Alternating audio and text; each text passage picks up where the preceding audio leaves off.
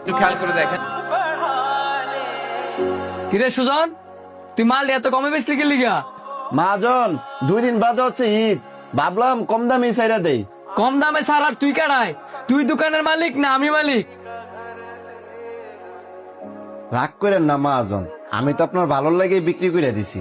কি ভালো লেগে বিক্রি করছস? ঈদের মধ্যে তো এমনি কাস্টমার আইবো, তোরা কাড়া গেছে কমে কাপড় ছাড়তি।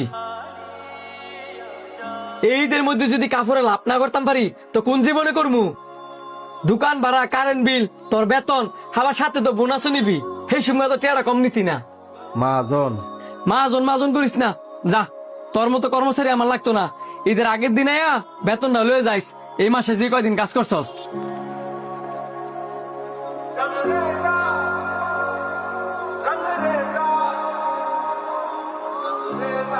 ভাই সুজনে কো? কাপড় নিতে আইছেন? দেখেন, কাপড় নিমু, কিন্তু সুজনে কো? সুজন তো আমার শোরুমেতে বার করে দিছি। বার করে দিছেন?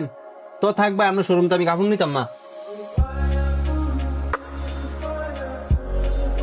শার্টটা কি পছন্দ হয়েছে? না এলে আর ওইদিকেও শার্ট আছে। পছন্দের বিষয় তো ভরে আপনার দোকানের কর্মচারী সুজনে গো। এরে তো দোকানেতে বার করে দিছি।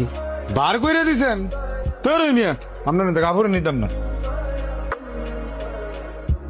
বুঝছি, কাস্টমার যাওয়াটাই স্বাভাবিক, কারণ একটা দোকানের পিছনে মালিকের যে দুরবদান, তার চেয়ে বেশি অবদান একজন কর্মচারীর।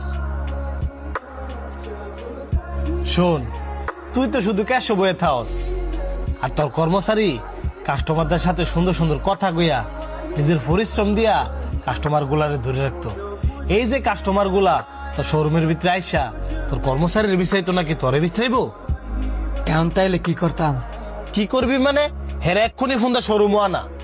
ঠিক আছে। হ্যালো সুজন, জি ভাই বলেন। এখনই শোরুম হয় তো? সরি ভাই, আমি তো আইতে পারবো না, আমি তো অন্য শোরুমে চাকরি নিয়ে নিছি। কিরে কিছে? হ্যাঁ, আরেক শোরুমও চাকরি নিয়ে নিছি। দাঁত থাকতে দাঁতের মর্ম বুঝলি না।